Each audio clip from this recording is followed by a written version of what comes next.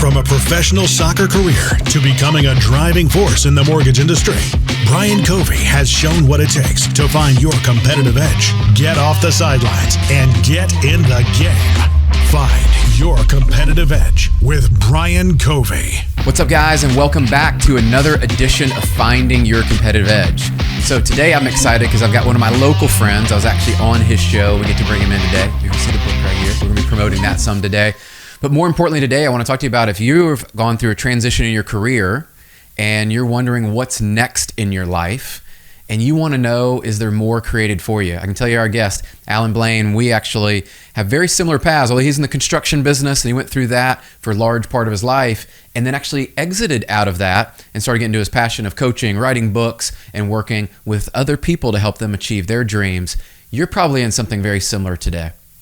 You need to make a decision today, and I'm going to ask you to take notes because we're going to go through some things that are actually going to help you move forward from where you are. And so Allan, not only is an entrepreneur, very successful, over $40 million, all this construction business, all these things that he built, but he would probably tell you the things he's most proud about. He's been married 31 years, also to a Nicole, like my wife, and his family and his kids, 6 kids, and how he's actually been there and that father that we always talk about that shows up for their family and leads by example. So we're going to jump into that and a whole lot more about how you can be successful, not only in the entrepreneur space, but also at home. So Allan, my friend, welcome. I am pumped to be here. Thank you so much for having me. Well, I know we get to switch seats now, right? And I was on your show and you've got a great podcast and great people coming in. And I love about your story. I'm going to start here just because, look, for me, like when people define success, to me, it's more about what you're doing at home and with your family. And you told me at first, you're like, yeah, I've got a few kids. And I was like, how many is a few, you know? And just 6. Yeah, just 6, right? Like nothing. I'm like, I thought we had it hard at 3 kids. Yeah. And 31 years being married. Phenomenal. And so I'm going to start there because I think that's probably, as I look at your life and what you do and everything, that's probably one of the things you're most proud of. That absolutely is the thing I am most proud of is 31 years staying married to an amazing woman, Nicole, as you said. We both are married to Nicole's, and being blessed with 6 children all these years later. The kids range in age from 29 to 16, as I like to say, all boys except for 5 of them. When you told me that too, I was like, hold on, what? Like, how? We have one girl. Yeah. Like, how do you do that? And just so everybody knows, it doesn't get exponentially harder. It's not linear. Yeah. 6 is not twice as hard as 3. You have built-in babysitters and some other things that come along that make it nice. I love it. Let's go back to your kind of corporate career. I won't really call it too much corporate, but obviously in the construction business and all that. And you've probably seen a lot. You saw a lot of different markets, a lot of things there, building that up. Let's take people through a little bit of your entrepreneur journey, how you actually got in to start and what some of your journey has been like. Yeah, well, we got married in 1992 at 20 years old, the ripe old age of 20. That was 31 years ago, as you mentioned. And I went straight into the construction trade, swinging a hammer, $7 an hour. Wow. My wife, Nicole, got a job at a local fitness center at $4.25 an hour, working the front desk and opening at 4:30 in the morning in the dark by herself. Wow. So that's how we got started. Rented a little home for $150 a month, and had it not been for that home, I don't know how we would have afforded to survive, honestly. But learned a lot about construction over those years. Took a little break from construction to go play highway patrol officer for 5 years. So aside from that, just built my way up, learning the trades, became a subcontractor, became a general contractor, started building homes, and was doing well until 2008 when nobody did well in this industry. And thankfully was able to pivot quickly from building 2 or 3 homes a year up till 2008 to flipping about 20 homes a month in 2009 through 2016 when I got out of the industry. Wow. Okay, so we got to unpack that one because that's wild to me. One, I'm sure everybody picked up on the fact you start swinging a hammer. I always say we all started somewhere. Right. And I think about starting in a strip center when I was like pulling people's credit to buy furniture. Yep. Man, you have this cool job now. Yeah, let me take you back like 20 plus years. Exactly. Where we were. Let's go through that 08 because a lot of our listeners probably can relate to that. And I remember I was in the mortgage business and companies going out of business, people losing their job. Like it was crazy to see what happened. Walk me through a little bit of that season. And then we can get into, I'd love to hear how you converted from there to then house flipping, because I think a lot of people are going to want to know how you did that. To go from the home building to the house flipping? Yeah, as the market was crashing, like what was happening Right. for you? And then, how did you move into a different sector? Because a lot of people just got wiped out. Right. And they were unemployed for a while. They never really got back on their feet or found anything. And you, I mean, 08 to 09, that's not too long. I know people that were out for 3-4 years doing something they hated. Right. Just trying to get back in the game. So we were just blessed, fortunate. My late brother, was my little brother, was our realtor. I was a licensed real estate broker, but he was also a licensed real estate broker. I focused on the construction side. He focused on the sales side. So I wish I could take credit for the idea. I can't. He had the idea in mid 2008. Hey, we need to do something. What about if we start flipping homes? So we already had 50 employees that we were going to have to do something, well, probably about 40 employees at that time, that we were going to have to do something with. We had all the crews for the new construction. We weren't able to keep them busy. It made sense that we acquired foreclosures, rehabbed them with the team we already had in place, and flipped them. So we started doing that. I think we flipped our first 3 homes at the end of 2008. And then we just saw, hey, there's an opportunity here. And so we started flipping more and more, and basically tapped out our financial resources, and thankfully had enough good contacts in the private money sector that we could go get amazing interest. I mean, interest rates were so low then. There was plenty of people with money sitting earning nothing. We had relationships with them, and I went and got some of that money and just continued to scale that up over the next several years. So actually we were able to grow exponentially. And it was interesting what you said. I felt almost a little bad sitting in builders association meetings with other builders. And I mean, we weren't a big company. I mean, at that time we were doing about 40 million a year, but I'm sitting there with, regional and even national companies that are filing bankruptcy. And we're over here feeling like we've got this little known secret, that we're just having our best years ever. So I was blessed. Yeah. Well, you're blessed, but you adapted. And I think about even today, like interest rates nearing 7.5%, 8%, all this, and you're seeing people not adapt in it. Right. And I always love pulling the lessons out, because there are people, I'm realizing more and more, that we're not even in the business like we were at that time. And they're like asking me questions, and I'm thinking, wow, we need to be sharing more of those lessons that we learned. So I'd love for you to share the lessons around how you guys were able to pivot, because you got an existing team there. And it may seem obvious to you, but other people, they're not able to pivot right now. They're interest rates, inventory, all the reasons why they can't succeed. Yeah. But you guys were able to pivot. So is there any lessons that could apply potentially to today that you see? I think just a general lesson that hopefully all the listeners are aware of, something that really encourages me, is that no matter what kind of time we're in, no matter what industry, I'm sure everyone on this podcast is not in the real estate industry of some kind like you or I are, in mortgages and building and all that, or I was. I just invest in real estate now. But regardless of the industry, I've been very encouraged to know that some of the most successful businesses have always been built in very difficult, challenging times. We can go back to the Great Depression. We can look at 2008, the Great Recession.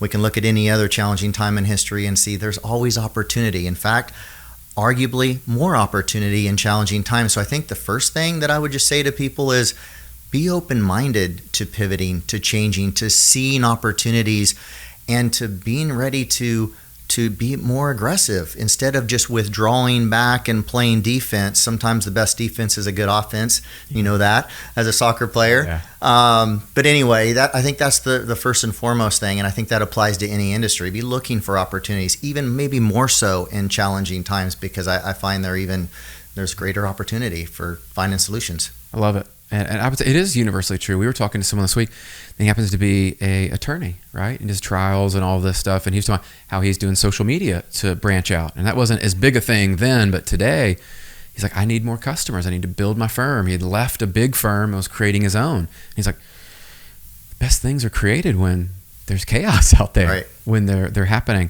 So walk us through this, because you got a team. You're starting to flip houses. Then you guys started to really scale this. And I think that's where a lot of people listening today, whatever business they're in, they're at a point today saying, man, there is an opportunity. There's problems I can solve. There's people that need my help. Anything that you were able to do that helped you guys scale? Because, I mean, the numbers you were putting out there, those are not typical numbers for people to go, wow, we're doing 20 a month here. We're doing all these. That's big numbers.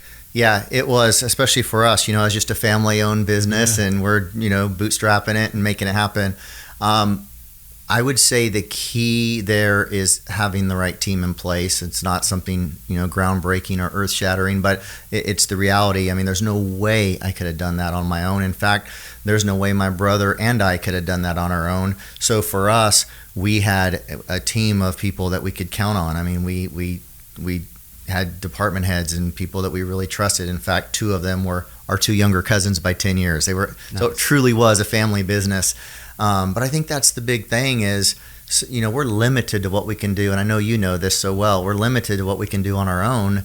And so many of us need to find out the hard way that we are limited in our ability to scale anything because we only have so much time in a day. Yeah. And if we're not willing to delegate and build a team, then something's going to suffer. Our health, our marriage, our children, the things that are, for me, and I think you and many others, just we're not willing to sacrifice them. No. So I think that's the key. I love it. We'll probably come back to the real estate because I think there's people that are listening to it. But you said that, and I was like, man, I had to think about the book here. Life's hard, succeed anyway. Yeah. And one of my coaches always said, he's like, practice is going to be hard, but you got to keep training anyway. There's a game coming. You got to be ready for it. And I remember when you shared this with me, I was like, man, I wish I had read this years ago. I wish it was one of those. And even to go through with your kids and all. Let's walk through why you wrote the book and who it's for. I'm always curious about that. Like who's that real target audience for it? Yeah. It's a broad target audience, Life's Hard, Succeed Anyway, because I purposefully wrote the book that way because I did not want to niche it down to one particular industry, because I believe that the challenges I've been through in life thus far at 51 years old are not, they're unique to me, but challenges in general are not unique to me. We all have them. Everybody's life's hard. On some level, in seasons, of course, but all our life's hard. And I believe at the core, everybody wants to succeed, whether it's in sports, whether it's in real estate, whether it's in podcasting, whether it's in whatever somebody's occupation is. We all want to live a successful life. We want to have rich relationships. We want to have successful families, whatever that may look like. And so how the book kind of got started was I started, as we were talking earlier, I do coaching and I'm helping people, scale their businesses. And I started seeing and hearing a lot of limiting beliefs that people had. And I identify them very quickly because I've had my share of them. Yeah. And I still struggle with limiting beliefs. I think it's something, if we're honest, we all have to some degree or another. Right. And it's just a constant daily something challenge that we need to face and handle correctly and successfully. So anyway, I see these people having these challenges in their mind. And as I started opening up, and it was just a few years ago, Brian, that I finally had the guts to start sharing a little more of my heart in my life and things I've been through, some by no fault of my own, some by choices I've made, which is even more hard to share when you're sharing things you're not proud of. There are things I've done that I'm not proud of, but I put it in the book because as I started opening up a little more, I started seeing hope. That people could look at me and they judged me in a certain light. Like from the outside, it looked like, even back then in real estate, like I had it all. I'm running this $40 million company, 7-figure income, perfect family, beautiful wife, healthy, all the things. What they didn't know was all the challenges behind the scenes. They didn't know some of the bad choices I was making and some of the struggles I was dealing with. And so what I wanted people to know as I started helping people see, hey, you can succeed no matter what your goals are, no matter where your vision is for your life, no matter what your spouse is like, your health is like, your financial situation is like, or whatever other challenge you may be viewing as a limiting belief holding you back, you can succeed anyway. Yeah, life's hard, succeed anyway. And it's not to discount the hard, it's just that it's not a reason to not live a successful life in all those areas. And so that was the heartbeat behind the book. I wanted to just put it in print so that it could hopefully reach and encourage a whole lot more people that want to live a successful life. Yeah, I think it will, for sure, because I think about what you shared too. I saw it this week. Allan, I'm listening to people's stories from stage and then out in the crowd and all this, and they're sharing what they've been through. Yeah. And it's almost like sometimes we want to measure oh, well, that hard's harder than that hard. Like you went through this versus that. And it's like, whatever you put kind of on that and the story you attach to it, then that's going to be what it is. 100%. And you start to realize, man, a lot of people have had some pretty messed up pasts. And you go, I don't know too many successful people, at least, that haven't been through really dark times, made bad decisions. I've yet to find that one. Right. If somebody knows who they are out there and they've lived this just perfect, linear, successful life, please introduce me. Right. I don't think they exist. outside of Jesus, who also persecuted all those things. You go, Right. I'm sorry, I just don't know anyone yet. And so I have to believe when you write something like this, it does resonate with people, because we all go, man, yeah, I've been through hard seasons. Yeah. They didn't last forever. And some of them, I love what you said. I love for you to elaborate on this. Some of them I chose, unfortunately, bad decisions. Some could have been imposed on me. Market conditions, someone did this to me, fired from a job there, company shut down, whatever it is. You're like, I didn't really choose that. But talk to me about that, the differences between the things that happen that you chose, like your decisions, versus the ones that just happened. Right. So, yeah, two completely different things, really. One is, as you said, it's completely out of our control. The market, a health challenge with the child, in our case, a daughter diagnosed with cancer, the list goes on and on. Like, that's out of my control. I can't change it. I didn't cause it. But now I have a choice of how I deal with it. Am I going to use it as, again, a limiting belief, an excuse of why I'm not able to do this, that, or the other? And then there's the things that I chose. I mean, I haven't shared on this episode, some of the dark seasons is in the book if anyone wants to read it. But the super dark season I went through not that long ago, 10 years or so ago, that caused me to make some bad choices around alcohol, landed me with a DUI in jail. That's choices I made of how to respond to hard things in a not healthy, an unhealthy manner, right? Mm-hmm. That's something that I do own and I do take responsibility for, and I need to learn from. But no matter whether it's a challenge I created for myself or one completely out of my control, just having a perspective of how to deal with challenges and seeing them in a positive light. Not that my child got cancer or my brother took his life or any of these things are good things. They're not good things, but to be able to view a challenging situation and say, instead of why this happened to happen to me, why does this is getting in the way of my goals, dreams, desires, whatever, is look at it and say, okay, what is there to learn in this? Where can I grow from this? And I love what you just shared, Brian, that everybody, some of the most successful people, I forget how you said it, but some of the most successful people have been through some hard things. And I'd even argue that if somebody hasn't, and everybody has to one degree or another, but I do know people that have had a relatively easy life. Mm-hmm. And they're not the deepest wells of character, wisdom, knowledge. They're not really the people I really look up to. They're not the people I want to learn from. They're just not. And so to have that perspective to go, no, it's not fun going through hard. And the pain of my past is not something I would enjoy going through again. But it is something that's made me the man, or anyone listening to this show, that's made you the woman or man that you are today, that allows you to in turn impart wisdom and perspective and knowledge into other people's life that we just plain wouldn't have otherwise. And so to view challenges that way as a positive versus a negative, I think it's a game changer. Actually, it is. I love the way you say that. I always remember one of our coaches used to say this all the time. It's like, can you imagine a season that you won every game, you played all easy teams, and you never really were challenged? How much better would you honestly be at the end of that season? Right. I remember we all looked at each other and we're like, what? He goes, you should wish for hard times. You should wish for challenges. You should wish for the failures and things that come with you trying to do things and being brave and being bold and all that. And I think you sharing your story in your book and even some today is going to help people, because there's a lot of folks who are like, man, what if I share my story and they find out? Guess what? We've all done some dumb stuff. We've all done things. We've had things done to us. And when we move out of this comparison zone, I love what you shared. This word perspective, very fascinating, by the way. Third conversation today that this has come up, perspective. And so I want to go into this because I didn't with some of the other people I talked with. I would love to know your perspective on perspective of when you're looking back at some of these things that you went through. How do you take those potentially negative situations, derailers for some people, and go, man, I'm going to change my perspective on that?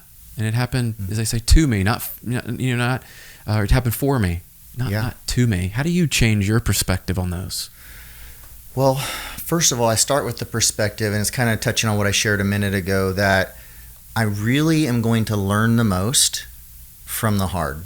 Like, if life was easy, I really don't learn. And I'm going to take just a quick rabbit trail if I can and come right back to your question. And that is, in my business right now, this business I'm in currently, I started it in 2015, got out of the real estate business in 2016, and have been doing it full time. But when I started, I wasn't heavily involved in social media. And I see people in my industry that jumped into my industry in the social media boom of, let's say, 2020.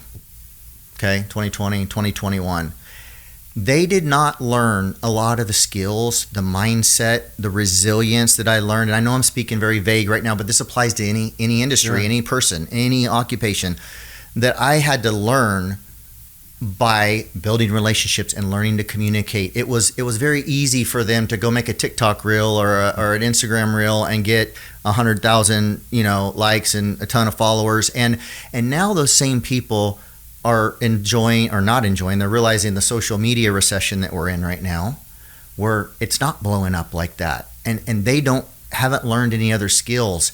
And I see some of them really struggling internally because they haven't built the resilience to ever go through a hard time in their business. They're new in it and they jumped in an easy time. It'd be like a realtor jumping in or a mortgage broker jumping in or a builder jumping in, in the boom time of 2005 or whenever, 3 years ago or whatever, and never being able to learn that. So just to have the perspective that I'm going to learn the most through the challenging times, it's a game changer in itself, just having that perspective. Mm-hmm.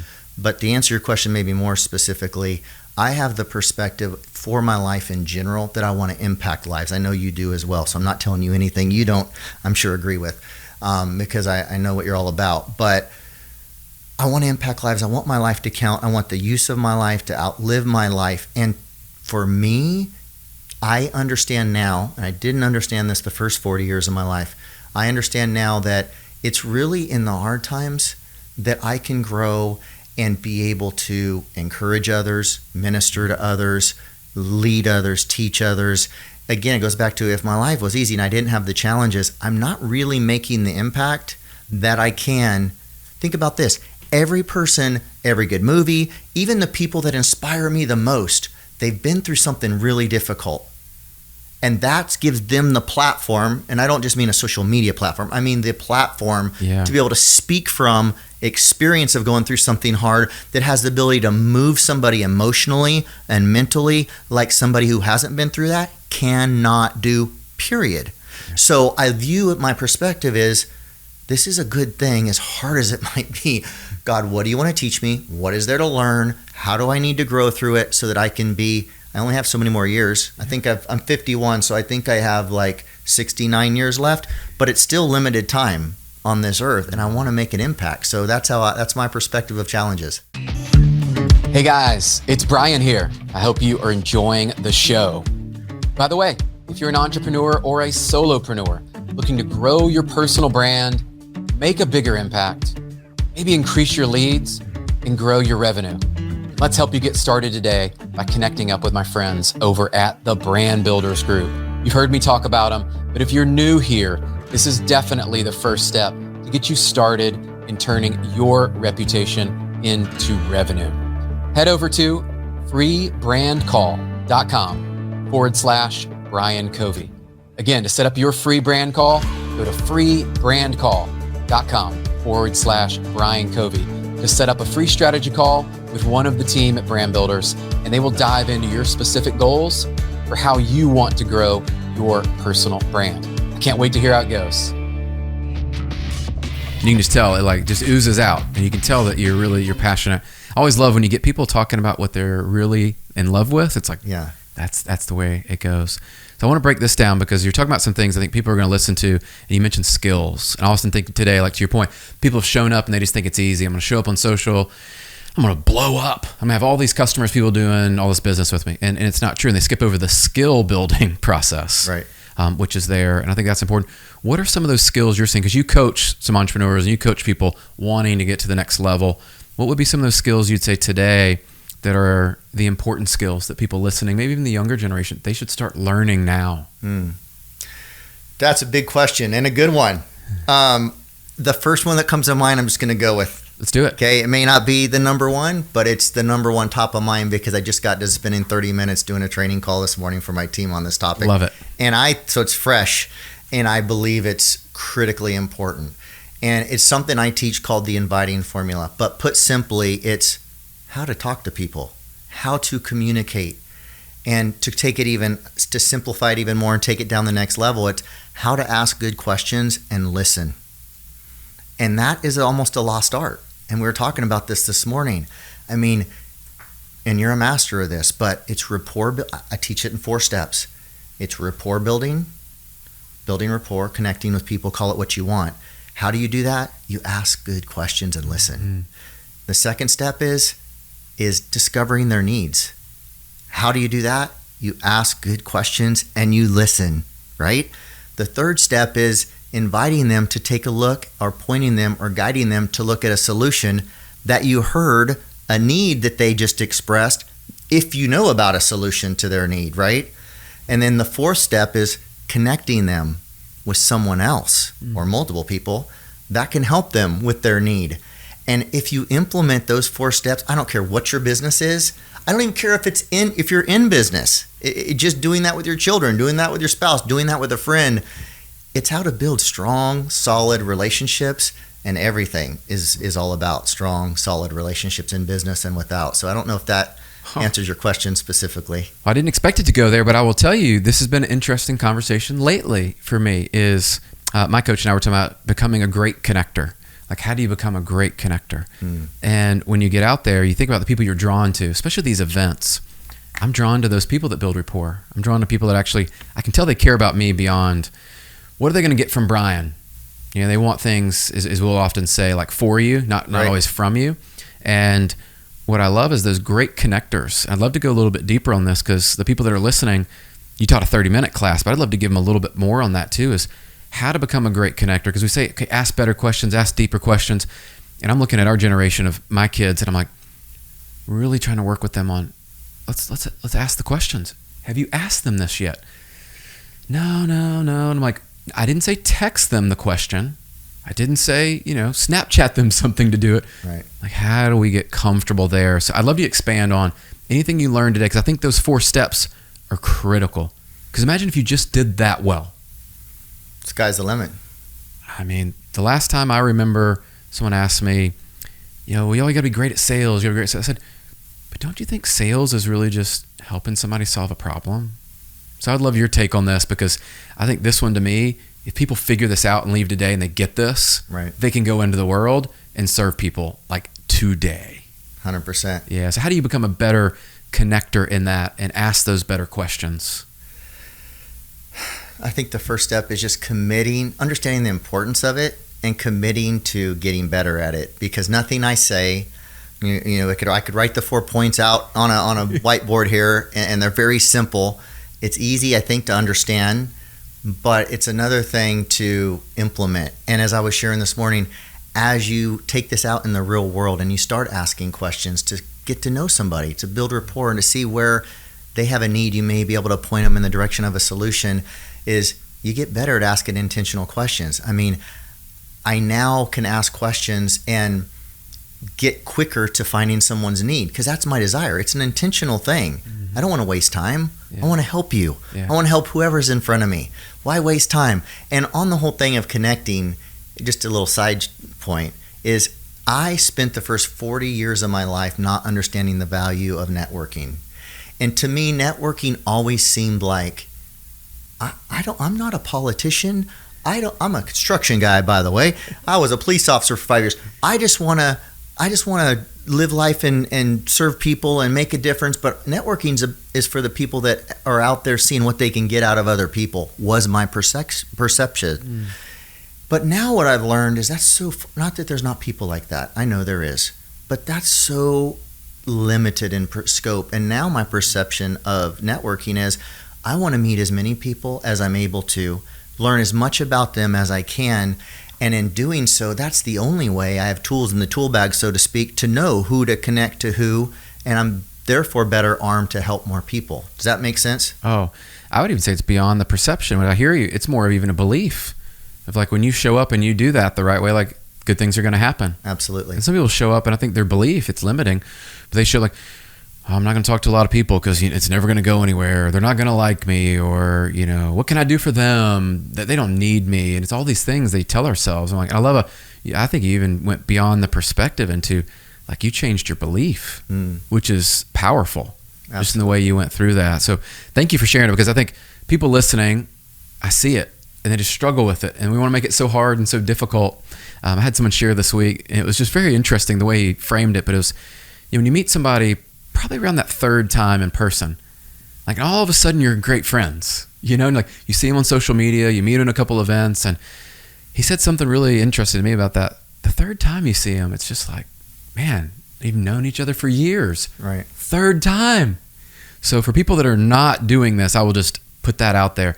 You've got to show up in the rooms that the people you want to have connections with. Because what I've found with that is being intentional and going deeper, not trying to go to every event that happens everywhere, but who do you want to be around? And that third time really, it just sat with me different. I was like, okay, what if I get in front of these people that I want to have relationships with 3 times within a year or within 6 months? What could happen? I love that. I've not heard that, but it makes sense. Well, and I thought about it myself, and I'm looking around the room. I'm like, there's a few people I just met the first time, but we've talked enough on social and done things where I'm like, okay, that was cool. And then I'm looking, I'm going, oh, there's a few people in this room that I've met 3-4 times. That's it. And I feel like I've known them for a decade. Yeah. I was like, okay, so I'm listening and learning about connection, because I do think there's some power there. Yeah. So, okay, shifting gears a little bit about people that are listening today, success. This is always one I'm curious, and I know in the book you cover some of this, but help us define success, because I hear these crazy definitions, and I struggled with it myself. And so I'm throwing it to the coach. Like, okay, how do you define success? And like, even in your own journey, how have you defined it? Yeah. I love that question, because I've thought a lot about it, and I could answer it a few ways. Because on a micro level, I can say to be fit and healthy in my ideal weight is success. To achieve a certain level of net worth or income that someone may desire is success. So there's a lot of ways to measure success. I don't want to say that money's not or health or any of these areas is not a measure of success. Of course they're a measure of success. But what I find so often is when people hear success, they're typically talking about, and therefore most people think they're talking about, just monetary, professional, financial type success. And to me, that's so far down on my list of priorities. It is a measure of success, and it is important, but it's way down.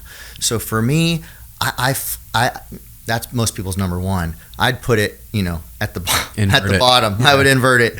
But for me, I would go to Matthew 25, and anyone that's familiar with the passage, the parable of the talents in the Bible that, Jesus was telling, it's about taking what I've been given, however many talents that is. In that story, one was given 5, one was given 2 or 3, I think it was 2, and one was given 1. Yeah. And it was about not how much they were given, but it was about what they did with it. How did they invest it? That's the whole point of the story that Jesus was teaching. And so I don't know if I'm just a 1 talent guy or a 2 talent guy or a 3 talent. I don't know. It doesn't matter. What matters is that I use my gifts, my talents, my abilities, and I'll even add opportunities living here in America in 2023 with all these opportunities around us, all that we've been given, and what are we doing with it? Am I self-seeking, self-centered, selfish, me, my, and mine, or am I looking to, make my life count and last longer than my lifetime here on earth? So that's it. For me, success is sitting in a rocking chair, figuratively speaking, when I'm 120, because that's my plan. I may, have another day to live, and I'm okay with that, but I'm planning my money, my time, my career, everything. Yeah. My family, planning for a 120-year life and believing it's possible. Obviously, God knows what's going to happen, but I'm okay with that. But I'm 120, I'm on my rocking chair, sun is setting on my life, I'm looking back, and the question I will ask is not going to be just how was my health or how was my money, although those are important. I care about those very much, is did I use my gifts, talents, and abilities to the best of my ability to impact the world around me, both now and eternally? That's the ultimate question. To me, that's ultimate success. And that starts with my marriage, my children, and it goes out from there. Great answer. I think people listening are going to resonate with that, because how many times have we known people, or we were told, okay, this is the number. When you reach there, you make 7 figures. Okay, you make 8 figures. You have this much in your bank account. You have this much, this house, this car, or whatever. And you're like, you get there. I know a lot of people are like, and we had someone actually chart it this week, and they talked about the dopamine and that pursuit of success. And a lot of times we're happiest when we're pursuing something. Right. And are you pursuing the right things? Right. And I love that story too, because it reminds us, like, we're all given different skills, different opportunities, and God's given you unique talents that he didn't give to me. But it's my job to use what I've been given and it's your job to use what you've been given. So for people listening out there, you kind of had me think of another question of this, of people struggle a lot of times with like what their talents are. You know, I've had younger folk ask me, you know, like, man, like, how do you know what you're good at? I would love your insights on that, because you've done some things, right? In life, it's all perspective gives you some answers and some clues there. Yeah. It's a great question. I mean, for younger people, I would encourage them to not feel like they have to put it in a box too soon, and to experiment. Experience would be a better word. To experience different things. I mean, we're going through this right now with my 20-year-old. She's in her second year of college. You know, it's, do I do this way? Do I go this way? I think I want to get my license and do this and that and the other. It's like, go get personal training. Go get your personal training certificate. Go start personal training sooner rather than later. If you think that's what you want to do, find out if it is. Like, don't be afraid to take a journey and pivot, and take another journey and pivot while you can. In fact, you always can. And to think that, oh, once I get married and have a house and settle down, I can never change. I'm living proof that's not true. I think there's plenty of other examples. So, I mean, that's probably maybe one of the biggest pieces of advice. I don't know exactly. That's good, because when you're saying that, I thought about this. Is a lot of times we'll say, you know, that's not for us, or, you know, I can't do that. And it's like, but if you tried it, and I love that, because the experience things, go experience. Yeah. Right? Like travel. Go try new foods. Go try new places, new music, whatever. And one thing I'd add to it is, so many people are under the misconception that I've got to love every minute of my career. Like, if I'm not having fun and enjoying all 8 hours a day of it, or however long their work day is, then it must not be my calling. It must not be my strength. It must not be what I should be doing. And my opinion is that couldn't be further from the truth. I mean, I don't think most people love everything they do. Every minute, you know, even the majority of the minutes probably. But the greater calling, the greater objective, the vision for their life or their career, the payoff is worth it to grind. You know, I don't think professional musicians love life on the road 10 months out of the year, or 3 months out of the year, or 11 months out of the year. They don't love that aspect of it. Or professional athletes training. I mean, you were a professional athlete training for however many hours a day, 6 days a week, 7 days a week, whatever, for a couple hours on the field. All of that's not enjoyable, but it's worth it for the 2 hours on the field. That's right. Right? And the bigger purpose. So I think that's an important thing to keep in perspective too, is like, don't be necessarily looking for something you think you're going to love every aspect of, as long as the bigger vision of that career is worth it. If the payoff is worth it, then it'll pull you through the hard, and the hard won't be that hard. Yeah. Man, I actually had a mentor share that with me, and I mean, it was the first time I felt like honest with me, because I had the same thing. I was like, but I don't love all parts of this. Right. Am I wrong? Am I weird? Like, am I the only one? Then you start to say that, and you're like, oh yeah, I don't love this part of the mortgage business, right, of real estate, of whatever it is. And I love how you said that. So I'd love to dive into this piece, because I think about this sometimes as people choosing hard in their life, right? And so some of it we talked about earlier, like, yes, we made decisions and those things happen. But for people to constantly grow, I think you have to be faced with challenges and hard.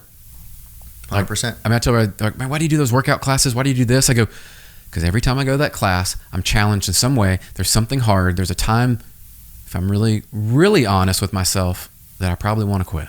Right. I probably don't want to go as hard, as fast, whatever it is. I'm like, I could just kind of get by over here. Nobody will notice. But what's your take and your thought on that, of people choosing hard in order for them to grow? Yeah. A couple thoughts come to mind. I've heard it said, I'm sure you've heard the saying, that if you do what's easy, your life will be hard. And if you do what's hard, your life will be easy. I've tweaked it just slightly, because I don't think anyone's life is ever easy, honestly. So I would say, if you do what's easy, life is going to be, because many people are always just looking for the easy way. If that's your mindset, your life's going to be hard. It just is. But if you look for, not that we're looking for the hard, but we're looking for a challenge. We're looking for, as I like to say, not just stepping outside our comfort zone, because that paints a picture that my comfort zone it remains the same, right? That it's static. It's not. When I step outside my comfort zone, enough times it becomes comfortable. The uncomfortable becomes comfortable, and my comfort zone expands to include that thing that I've done enough times to make it comfortable. So I view, a little off track, but I view expanding my comfort zone. When I'm doing the hard thing, I'm expanding my comfort zone. It's just a mindset. Yeah. I'm expanding my comfort zone. I'm expanding my comfort zone. Eventually, this is going to be comfortable. Eventually, even more is going to be comfortable. So my goal is to have a massive comfort zone by the time I'm 120 or however long I get to live. Dude, I love that too, because you don't know this, but the guest before this, Kristen Butler, actually wrote The Comfort Zone. And she literally went through the same thing. Really? So for people listening, like, I don't think things happen by chance. I don't believe that. I think God orchestrates these cool conversations. And we literally talked about how we expand it. And she's like, and you want to play on the edges as much as you can, and then the flow zone in the middle of like how you're actually operating your genius. So the fact that you said that too, because how many times have we been growing up and it's like, you got to get outside your comfort zone. You're like, but when is it not going to be outside? Right. Well, that's true. It's everything is mental. It's won or lost between the 6 inches between our two ears. Everything in life is. But if you think I'm going to go out to do this scary thing and my comfort zone is not going to expand with it, well, it's not super encouraging or inspiring. But if I know that I'm going to do this enough times, it's going to expand with it. To me, it gives me a whole new perspective on doing the hard thing. And I love saying this because it's so true, Brian. Everything was hard until it got easy for us. And I remind myself of that all the time. I don't remember it, but I'm sure saying daddy and mommy was really hard for me at one point in time. I probably came out, and chewing solid food or mashed up food, blended food was probably really hard. I imagine I spit it all down my chest at one point, and taking a step, I probably fell multiple time after time until that became comfortable, which it is for all of us, now, 99.9% of us, we can all walk, comfortably and talk comfortably and eat comfortably. And so that just encourages me to know everything's hard till it gets easy. Just don't quit.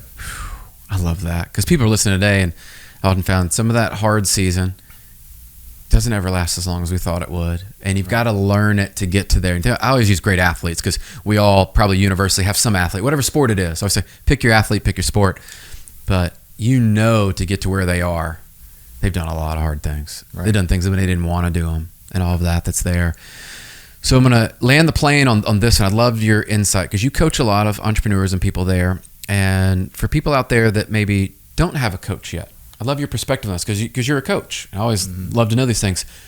What are the benefits of having a coach, and how do people out there, if they're looking for one, identify the right coach for them? Yeah, good question. First, the importance of a coach. Well, you're a pro athlete. I was a college athlete. We know the value of a coach. Mm-hmm. A coach is able to see things detached from our emotions, detached from our perspective. I was a police officer, as I mentioned before. It never ceased to amaze me. You come up on a scene, say an accident, two different people saw the exact same accident from two different points of view, and would see you'd hear two different stories, and they were both telling the truth. So we can only see ourselves. We have blind spots. We can only see ourselves the best we can see ourselves. A blind spot's called a blind spot for a reason, because we can't see it. Mm-hmm. So I think two of the biggest reasons to have a coach is, one, to be able to see the blind spots that we can't see, and two, somebody to challenge us and hold us accountable to our goals and our dreams and our vision for where we want to go. Would be the big reasons I see. There's others, but of why I get a coach. What was the second part of? Oh, how to find one. Yeah, how to find the one that's right for them. Yeah. I get that question a lot to people. Yeah. Since you do this. I'm like, every coach is not a great fit for everyone. No. I mean, a lot of it has to do with personality and styles. I mean, some of us respond better to different styles of people, different personalities. So I think, finding someone that fits your style, and not just maybe what you desire, but what's going to help you perform at the level you want to perform. You might want someone to tickle your back and whisper sweet nothings in your ear, and what you really need is someone to tell you the truth. Mm-hmm. And maybe that's not what you want, but to know where you're going, where you want to go, and do your best to find who's going to be the best fit to get you there, because it's not about being comfortable. It's not about necessarily even enjoying the ride. If you care about the destination and making progress in it, it's about finding the person you're going to connect with the best, that's going to get you to where you want to go on your timeline. And, sometimes that takes trial and error and experimenting and trying different coaches out. Yeah, I love that. And I shared that this week. And for everybody listening, I would just share, it might be hard to get a coach. Monetarily, you might not think you have enough time to your point, you might find somebody that actually calls you out on stuff and sees blind spots that you're not aware of, and you have to face a new hard. Right. And people get scared of that. Like, what could happen? What could happen? And I would just say, what could happen if you don't hire someone? Right. I always think about that. Like, if I didn't have a coach through those years and formal years, imagine a college team not having a coach. What? Right. Would a professional team not have a coach? So you can either be an amateur or you can be a pro. And we invite everybody to be a pro. So I've loved this. I cannot wait to get this out to some more people, because I was sharing some of this week and telling people like, hey, what are you doing? What's going on and all that? And I told them about that. Like, well, yeah. That's when we talked about everybody's had hard in their life. Right. They got to face through it. So what's something that you're working on or learning right now for yourself? Boy, something I'm working on or learning right now. You know, the big thing I'm learning right now is to trust God. I've got such a big vision, Brian, and I've got such big goals. And like you, I'm so driven. Like, I am so driven. I take a few day vacation and I'm already ready to get back to progress. That's what I want. I want progress in my health, progress in my relationships, progress in my business. And so just learning that I want to be diligent, and I want to be disciplined, and I want to plan, and I want to be strategic. So I'm not talking about being lazy, but doing my part. And even when things aren't going at the speed I want them to go, because they never do. They always are 10 times harder and take 10 times longer than I think, including writing that book, which I'm sure you can relate with. And just trusting God with the rest and the timing of things. That's really honestly top of mind right now, what I am learning and what He's trying to teach me. Oh, I love that, man. Wouldn't everybody be better if they just slowed down, trust God, spend some of that time? And I love you said that too, is it's okay to want progress. It's okay to pursue the things that God's called you to do and all that.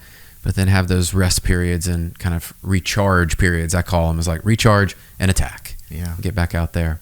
And one other thing, I'm really working on trying to get more white space in my calendar, which feels like a little bit of an oxymoron with wanting to accomplish more and do more and being more productive, and saying, I need to say no more. I need to cut back on certain things and the right things to be able to go faster and further.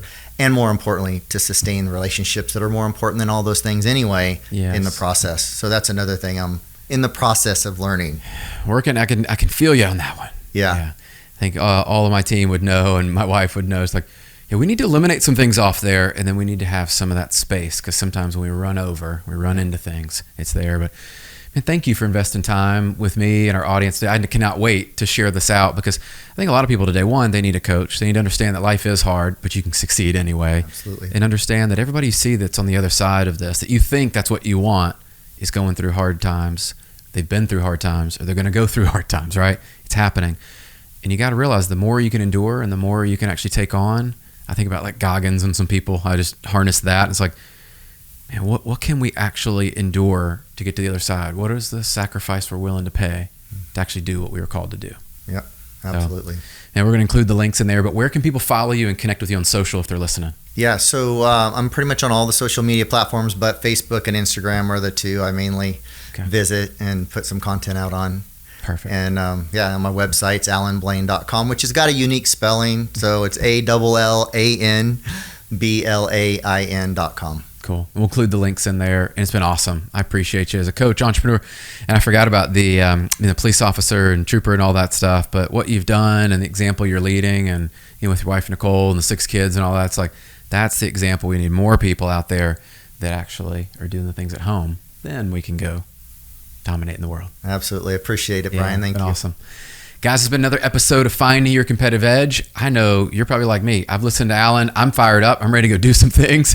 And I just thought, wow, okay, now I got to slow down, get my plan of action together. If you think about anything that you're wanting to do, on the other side of that is your result you're chasing. But to get through it, you got to go through some hard. You got to go through some pain. And so be prepared for it. Have the right mindset, right belief. We talked about perspective. Be ready for what's ahead. is all great things come from us actually enduring through the things that we have to fight and battle to get to the other side. So leave us a review. Let us know if any of this has resonated with you. It's changed any of your mindset, beliefs, or you've actually taken action. We love to hear the feedback, as that helps us continue to add value and bring people in like Allan. Make sure you grab his book. Don't forget that. We'll include the links in the show notes. We'll see you on the next one. See you guys.